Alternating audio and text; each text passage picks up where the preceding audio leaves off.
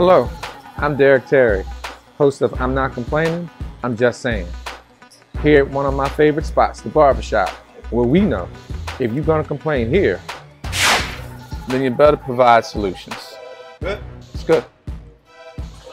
I firmly believe when we make other people's problems part of our conversations without providing solutions or prayer, then we become part of the problem.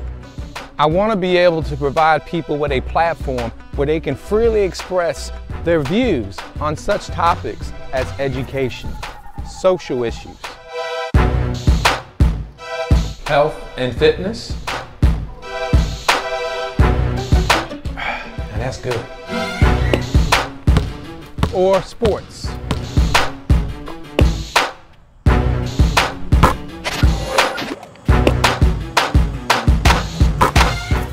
So please join me so we can complain and provide solutions together.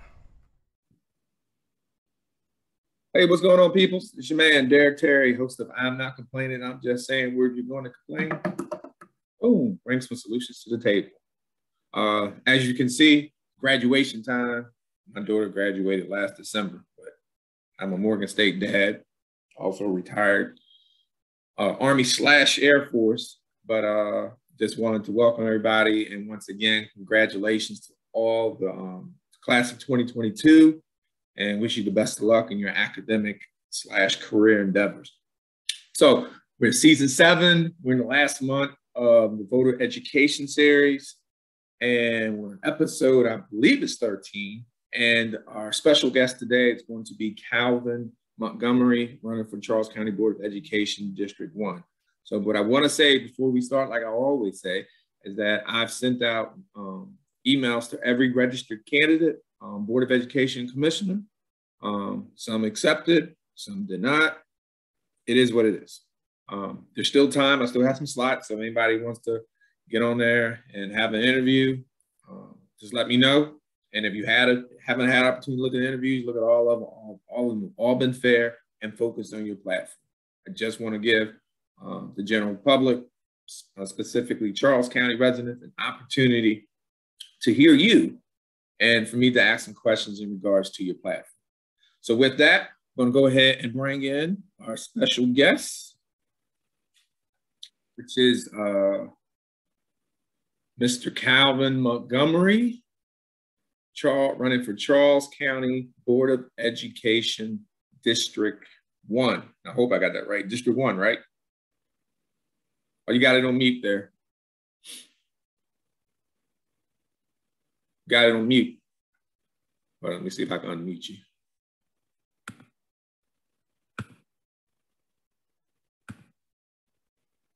You got it on mute. Got it on mute there, Mr. Montgomery. Okay, I got you now. I'm muted. Oh, there you go. All right. Let me turn the volume. I want to say one thing. I'm here at the house, and my wife and my grandson probably going to come, and my dog going to leave. But he's a little small dog. He's probably going to hear something. He's going to go around the other side when they get here automatically. Well, that's fine. Hey, we're on Zoom, so it happens. Believe me, it won't be the first, and it definitely won't be the last. So thank you for putting that little disclaimer out there. So if we do happen to hear or see anything, hey, we're good to go. So so how you doing there, Mr. Montgomery? Yeah, I'm doing fine. Okay. Yeah, so, and not complaining. I'm gonna go ahead. Yeah, just like not complaining. I'm just saying. Yeah. So we're gonna go ahead and get started. Before we get into your platform, tell us a little bit about Calvin Montgomery, the person, not the candidate, but the person. Calvin Montgomery, the person, born and raised in a little town called Hopkins, South Carolina, about 15 miles east of Columbia, South Carolina. A 1976 graduate of Lower Richland High School, a ex-wrestler, high school champion, and also got a scholarship to attend South Carolina State University on a wrestling scholarship. I'm retired military. After 34 years of serving military and federal government, that's what I did my entire life. I have volunteered from Arizona to the Carolina, helping young folks. Been involved with the prison ministry of youth from 8 to 18 in my church.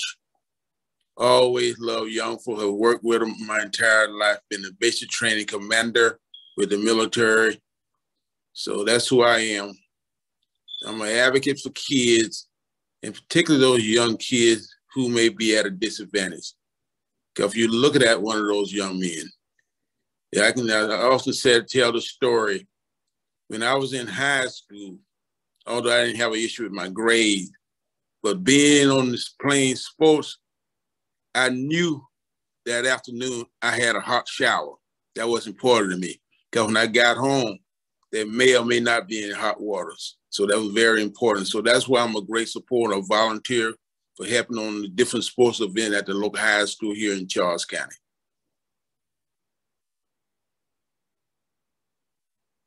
So that's who I am. Okay. The person.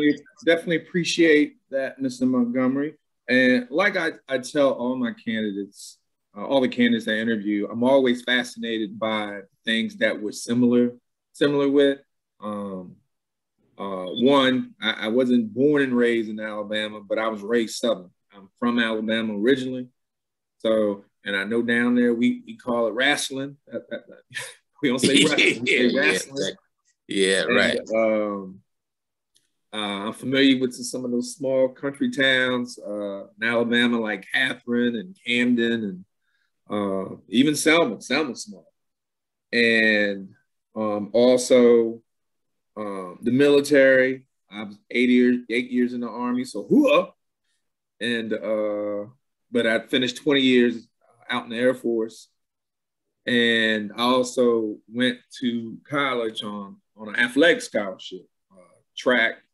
Started out 2 years at community college on a track scholarship at Community College of Essex. Community College of Baltimore County, Essex, which was Essex Community College. And then I transferred to Towson University, or Towson State at the time, then Towson University, on a track scholarship. And, as you probably know, I'm heavily involved in the community with mentoring, not that heavy in ministry, but I know my God, I know my Jesus.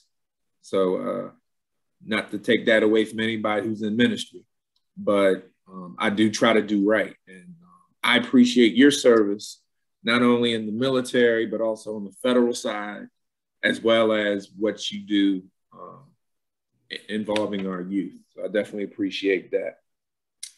So I'm going to go ahead and get started with your platform. So briefly, why are you running for the Board of Education? I'm going to tell you, my initial involvement running for school board came as a volunteer wrestling coach, and where I saw so many young men on the team, so many young men that just coming out the pandemic who really didn't have a lunch right into high school, and they came up short on the GPA, on the grade point average. Came up short. And I thought it was unfair. Because at one point, the GPA was 2.0, and they moved it to a 2.25. And then what that did, that affected a lot of kids, and particularly a lot of minority kids. I saw it with my own eyes. That particular team that I was a volunteer on, normally there's 14 wrestlers, if I'm not mistaken. We only had, initially we had 7 that was eligible. By the time it all was said and done, we wound up with 3 kids. And for the most part, that was because of their GPA. Now, what I can say today is a lot of those kids was immature, and I've seen with my own eye, because I'm personally involved with one of those kids. One of those kids probably gonna be walking in the door shortly.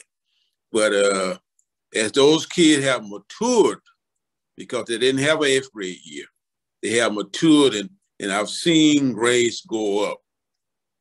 That's a good thing. So now we don't have to worry about eligibility. That's in a lot of the kids. I'm in contact with the kids that I've been involved with, from Arizona to Maryland to Chappaqua High School in St. Mary's. we monitor those kids to make sure that they're on track to be successful in life. Now, I looking over your platform, I know this is one of the things that you're looking to do in trying to reduce the GPA from a current 2.225 to back to 2.0. And I recall when they changed this. And initially, and I could be wrong, but I'm almost adamant because I was speaking to a former board member. It was really just for athletes at first. I was like, whoa. To me, that's kind of discriminatory, not in the sense of racial, but I'm saying, why are you only just targeting athletes? I'm saying extracurricular activities is extracurricular activities. And I have to find the email, but I do remember that initially when it came out, and I could be wrong, so if I am, I apologize, that the focus really was on athletes. And I looked at that as a hit or miss. Yes, we're trying to ensure that the athletes raise their GPA, but at the same time, you're alienating those who are just making the 2.0. And like you said, it disproportionately affected minorities. Now, this is my question for you. You come in as a student athlete. We're just going to say student athlete because your primary focus is on the athletes. So as a student athlete, how much, well, how can I word it? Why do you feel that the 2.25 is too high? Well, because every kid is not a B or A student. And my first involvement with that, when I lived in Arizona and worked at the school in Arizona, we had kids that were struggling. And the counselor, we met with the counselor, and she said to me that some colleges say scholarship for C students. Every kid is not a B student. And I have two sons, two twin boys, and they both tested. The one is a PhD guy right now, and one of them has got a master's degree, but he decided he wanted to be a truck driver. Has completed college. He wanted to own his own truck. So every kid is different. So if you give a kid the opportunity as an athlete, that brings the best out of him. Over a period of time, he or she is going to begin to see as they mature, hey, I need to get my grades better. My grades are 2.0, yes, it's the passing, but I need to get a 2.5 or higher if I'm going to go on and try to play sports in college. So I'm thinking that's why I'm having giving the kid an opportunity. Don't kick him out the door before he or she gets started. Give him the opportunity. And I think when you're talking about college readiness, it's just my opinion, is that if you are going to set the standard from the NCAA, which is a 2.0, you have to have 12 credits, regardless if you got an F, then you should be eligible. There's nothing wrong with setting high standards, but at the same time, to me, I didn't see the data, meaning that, okay, you're raising it 0.25, but what harm was it doing keeping it at 2.0? And I never could get an answer. And I think you and a couple other candidates recently had a meeting with the superintendent in regards to the reading and the math levels. Yeah. Tell me a little bit about that. Well, I wasn't a part of the meeting. Oh, okay. I'm sorry. But that's okay. But I was at the rollout when the superintendent presented her strategic plan. Okay, maybe I picked up a lot on that. And the issue is the math scores and the reading scores have been down in the county prior to the pandemic. And my thought on that's why for my candidates, I said parents, students, and teachers. You gotta get the parents on board. You gotta get them on board because obviously the kids need additional help. They need additional help. And I talk about focus groups. getting whoever, somebody run those folks to meet with teachers and parents and try to see what we need to do, what avenue we need to take to try to increase those scores. And then maybe doing some session during the summer, because the scores are down, they're down below the state standards in both reading and math. How would you propose we do those sessions during the summer? Like through the teachers or through, I guess, you know, how would you propose we do that? Well, the only reason I say it is because there's a teacher shortage, and a lot of teachers I've spoken with, they're just burnt out. It's like, I'm looking forward to the summer. I'm talking about volunteers. They don't have to be teachers. Okay. They can be, I'm talking about the community. Okay. Bring the community together for volunteers, just like we volunteer to do other things in the community. Just like I spend my time volunteer and as a wrestling coach, there are parents out there when we engage them who are willing to volunteer their time.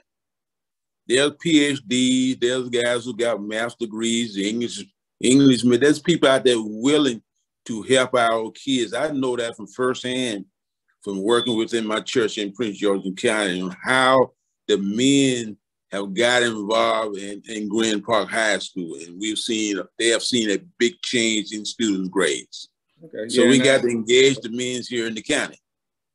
Yeah, I definitely agree with that. And one of the, what I want to touch on when you talked about the reading and the math scores, or the percentages, somewhere around 30, whatever.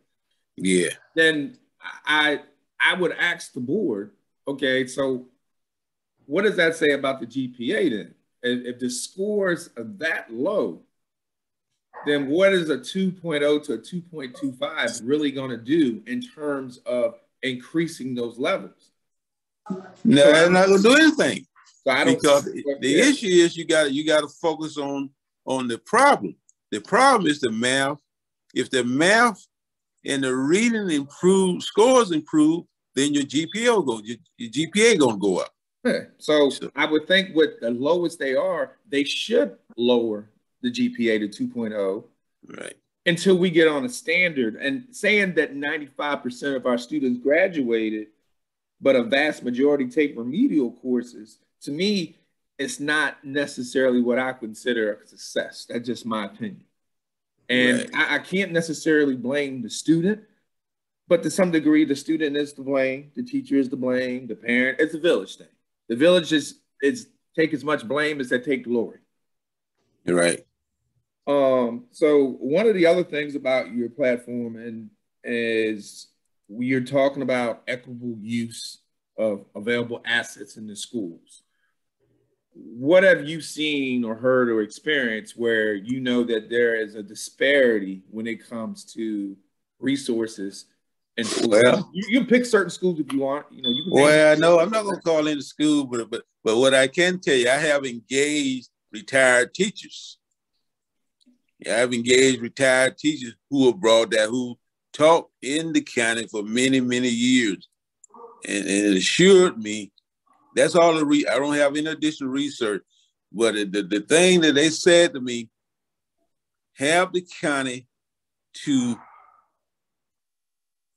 present in the paper what resources go to each school. And they talk specifically what goes to North Point and La Plata versus what goes to Westlake, Stone, et cetera, et cetera. Yeah, there are some concerns about that in the county.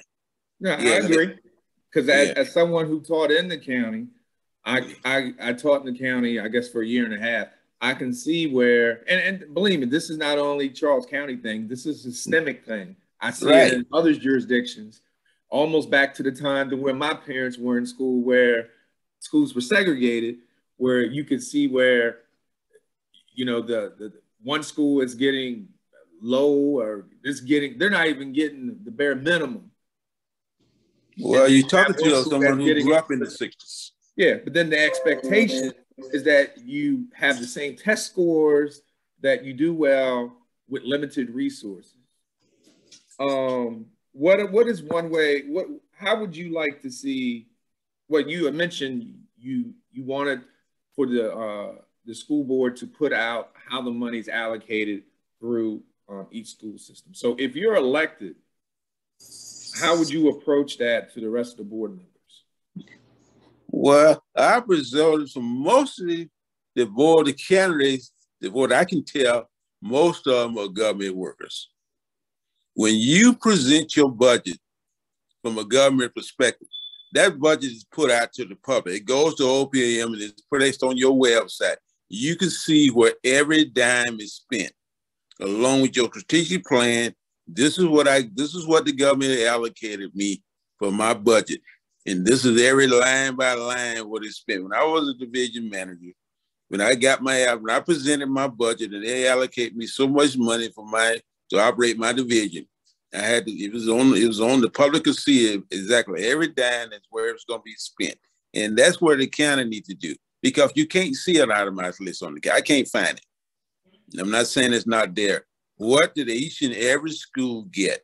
Not just high school, but all the schools in the county, all the way down to Nanjawar. Every school. Let's be equitable across the board to give every kid in the county the same opportunity to success based on the resources that each schools deserve. Okay, so one of the things you talk about is STEM, and dealing with science, technology, energy, and math, and my wife calls it what is it, STEAM, because she wants to include arts in there as well, which is fine. But when we look at all the schools across the board in the county, I know that some, as much as they may say they're a STEM school, they're not a STEM school, because they're lacking, some of them, just the broadband to be able to operate on the internet. They may have it, but so how would you, and typically that's something that the commissioners are working with, but what would you like to see as a board member in terms of working with the county to secure that 100% of our schools, as well as the neighborhoods, have access to internet so you can actually improve STEM? Because without the internet, it's going to be a little bit difficult to improve on those STEM skills. This is what I would do. Working with my other board members, and particularly the commissioners, we need to make sure that the infrastructure, number one, is in place. It's no different than being on my job. When I remember we first implemented, the online access. What's it called? I remember that. Yeah, it was a struggle, but finally they start putting resources into it, and that's how we got to where we are today. I think the schools need to. The county, along the school board, along with the commissioner, to come up with relook at the infrastructure of for the county and put hot spots around the county where we have schools and where our kids, the neighborhoods and where our kids are coming from. Because there's some kids who don't have internet. And whether it's a library, we got to come together. We got to come together as a community to put that in place so every child have access to the computer. Now, we did a good job of making sure the kids got computers, but now we got to make sure they can get online. Yeah, we got to make sure that they may have to put a public access somewhere around the community. They know for the most part through surveys which kids have access to the internet. Okay. That's why I engage the parents. So, and for those that are tuning in, he has a dog in the background. We're doing Zoom, so that's okay. That dog is probably wondering what are we doing, but is it she or he? Yes, it's Gizmo, man. He will be okay. So, with the STEM, let's say we have the infrastructure and all that in place. One of the other platform issues you have on here is with faculty, because you got to have faculty that is somewhat competent, computer literate, but also up to date with the evolving technology that's going to be required to teach the students. What are some initiatives that you would like to see in terms of recruitment, but also retention of teachers? Well, I think that we need to, number one, we need to recruit and have incentives like pay and even housing, some discount on houses, work out with the realtor to give discount on house, or set aside some particular housings for teachers that can't afford to purchase their own housing. We got to recruit and we got to be able to maintain those teachers, because you cannot have a good STEM program without having teachers that are certified and know what they're talking about in those particular areas. So that would be my incentive pay, no different than in the federal government. Yeah, I can tell you, it's no different than in the IT, because the way you get those people and the way you keep them, you gotta have extra incentive when it comes to pay. Pay is the key. It's going to bring in good teachers, and that's going to retain good teachers. Now, with the pay, and I'm not sure how long you have been living in the county, but as of now, teachers' pay is pretty much dictated by our property taxes or by property owners. And I'm not sure how familiar you are with the Maryland Blueprint, but just to make a long story short, that's a temporary Band-Aid to a long-term solution that is going to pretty much be brought upon us, the taxpayer. Right. So the question would be, how do we increase, well, let's put it like this. Even if we increase teachers' pay, it doesn't necessarily guarantee that we're going to get those teachers. Right. What other incentives can you see that may recruit or retain some teachers? Because we're competing with PG County, St. Mary's, Calvert, maybe King George, DC. We're competing with all these metro area schools. Well, like I said, we have to offer some incentives maybe in the housing area. Maybe have some kind of tax exemption for some teachers. We got the tax exemption. It's just something like the military. You know, some get tax exemption. We need to do that for our teachers if we want to maintain them or we want to recruit them. We got to have something better than our surrounding county. Tax break to some maybe include setting up certain housing. Some offset on their rent if they're renting. Yeah, we got to be creative in that. Okay, and like myself, being prior military, we understand the significance of training. Training is very, very, very important in your job, especially a lot of the OJT, on-the-job training, for those that are not familiar with the term. You had mentioned that you're impressed with CTE, or the Career and Technical Education Program, which are skilled positions. And I believe, yes, there should be equity amongst all the schools in there, but I'm just going to be frank. Even if there was equity, to find the teachers to be in those classes for those particular skills is a challenge. So how do you see that maybe there should be some education requirements modified to get these, because these are, it's not to take away from those who major in education, whatever, but if I've been working 30 years on HVAC, do I need to take 30 courses to get certified to teach? What are some things that we could do to get these skilled teachers in, whether they could be retired people, to teach some of these CTE courses? Well, on that, I think it would be to look at it like we do for volunteers. We screen them, make sure they meet all the security requirements, and we allow them, let them take the basic courses like first aid and et cetera, but we bring those people on, bring them on board to teach these classes, because those are the people that are certified as HVAC, as mechanic, carpenter, et cetera. You bring them on board, because when I was in high school, that's what you had in the teaching those CTE classes, was people who are retired teachers, people who had already done that in their professional life. And I have a brother who did that after he retired. He went and started working at what we back in the days we called them trade school, but they based in CTE. And so that's what I'm recommending. That's what I was saying.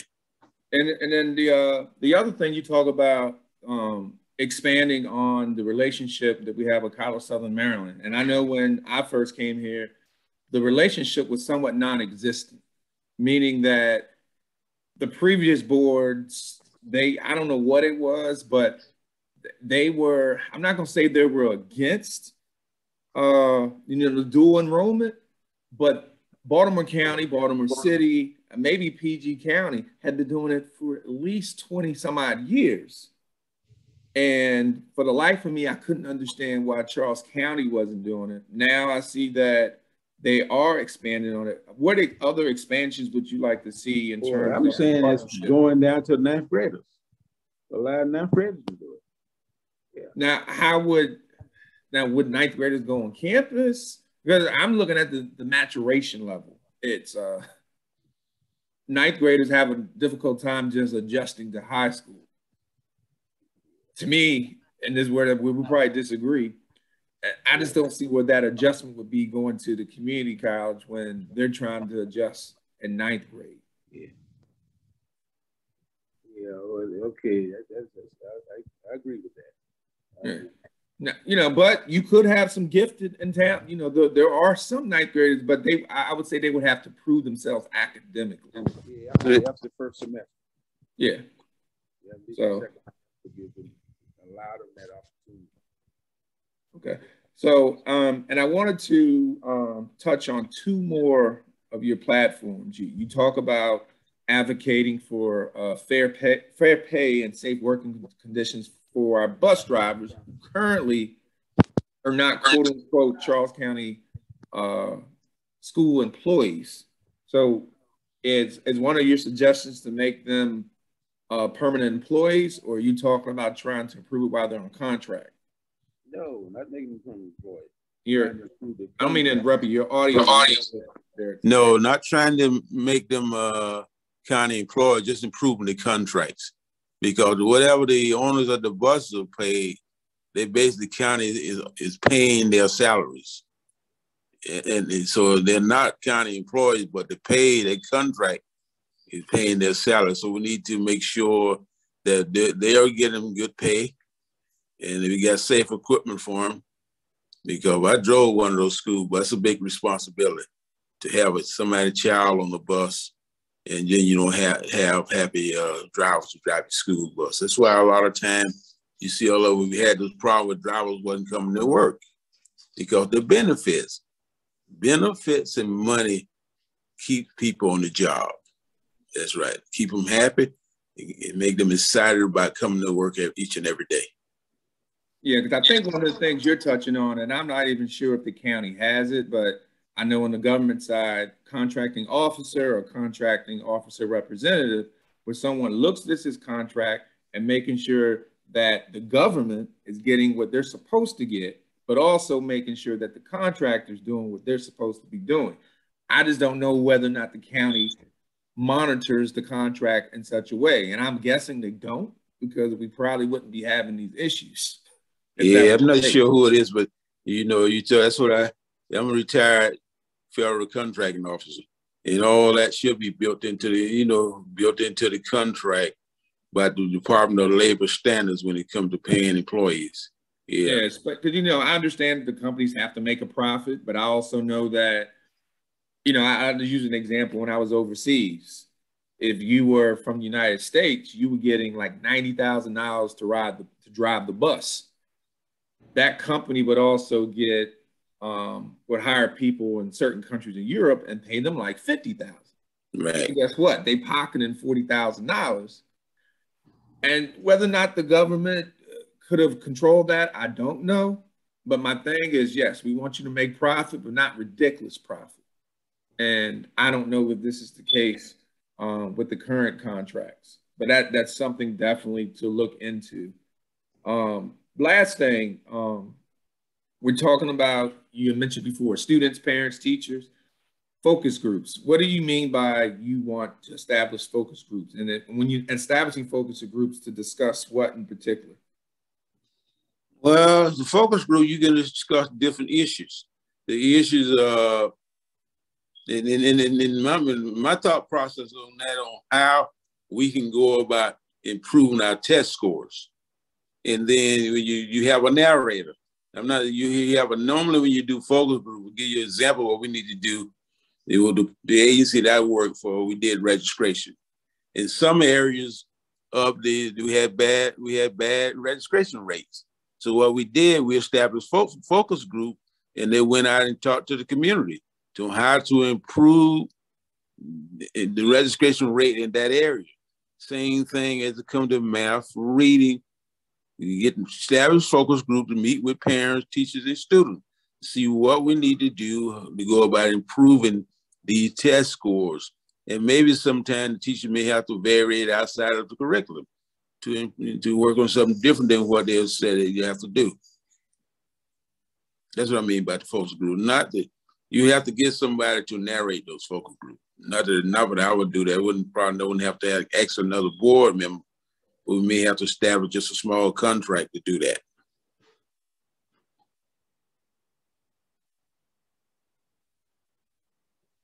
Okay, yeah, I definitely see what you're talking about. Whether, you know, the topics could be whatever, could be ranging from anything. So, yeah. Before we close out, what I typically, you know, do this called a word game. And really, you know, I say the word, and you kind of tell me in a sentence or one word what comes to your mind. Okay. Okay, so I do 7 words. So I start out with something easy. You ready? Yeah. All right. Charles County.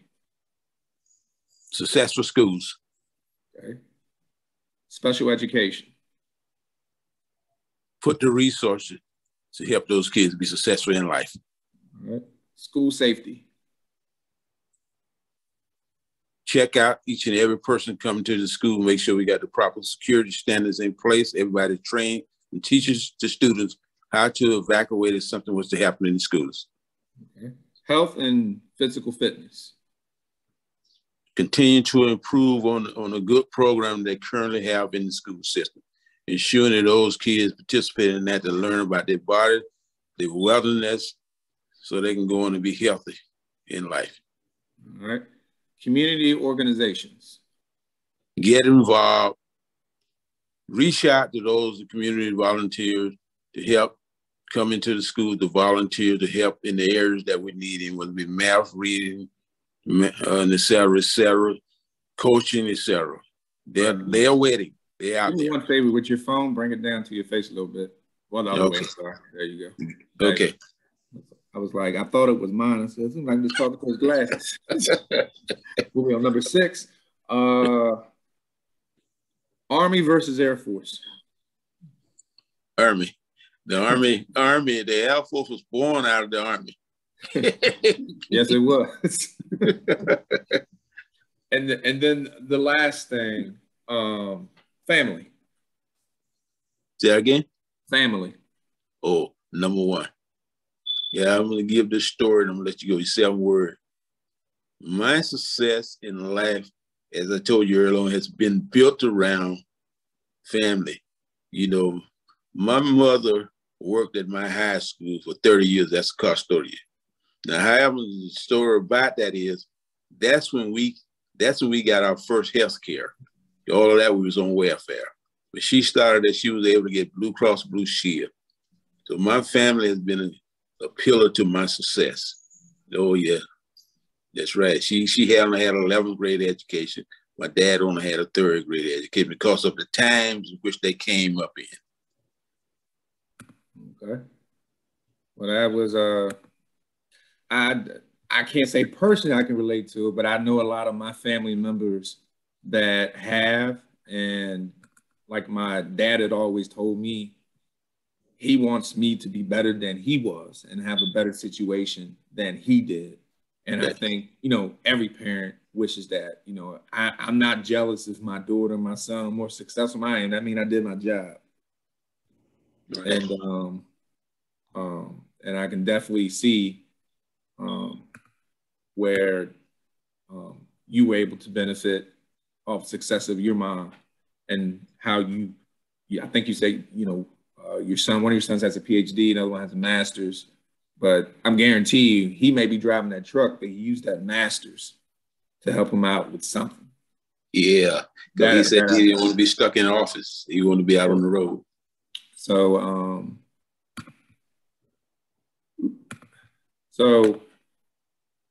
as we close out, and I just want everybody to, it's the best picture I could find.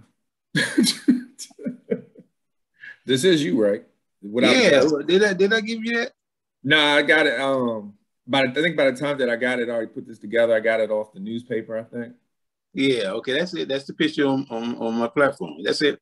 But you know, pretty much, you know, I would say give your elevator speech. You know, on election day, why should Charles County voters vote for Calvin Montgomery for Charles County Board of Education candidate? Charles County Board of Education, District 1. The reason being is I'm a fighter. I've been involved with this process for 34 years as a public servant. I'm gonna fight for the parent, the students, and the teacher. That's my number one concern, to bring them together so we can improve on the success of this county.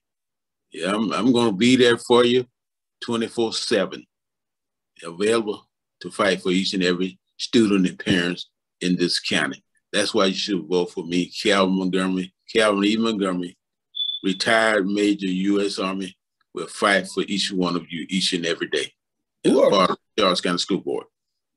All right, well, I definitely appreciate you taking time out of your busy schedule. I know we had some scheduling conflicts, but I'm glad I had the opportunity to get you on here. Like I tell all candidates, is there anything I can do to help with your platform? Let me know. It's not a self-endorsement. It just more or less educating the public. And I'm not here to knock people down, I'm here to lift them up, but at the same time, let your platform speak for itself. It's what I always tell everybody. And educate yourself on the candidates. Okay. So I definitely wish you the best. And I do thank you for being on the show, and good luck with the campaign. And I'm sure I'll see you at some other events and on the campaign trail. I appreciate it. I appreciate you having me on. I really do, guys. Saw you at one forum, I think the initial forum. Yeah. Yeah, so I appreciate you having me on. I enjoyed it. Looking forward to seeing you again, and looking forward to serving on the Charles County School Board. Thank you, sir. All right, you're quite welcome. All right, y'all. So once again, thank you for watching the show. My special guest was Mr. Calvin Montgomery, who was running for Charles County Board of Education, District 1. Hopefully you had opportunities to his platform. I believe, and that's what I forgot to do. If you go on Facebook, Calvin Montgomery, you should be able to find his platform there. I can't recall if there was a website, but pretty much I've touched on everything that was on his platform. So if you need to get yourself, I guess, re-educated on it, feel free to look at this episode over and over again.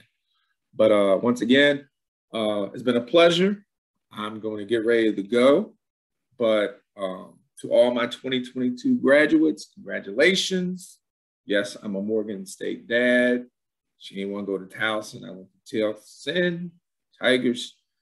And but in all seriousness, I wish everyone great academic or career success down the road. And like anything, it costs nothing to be kind but time. Peace and blessings.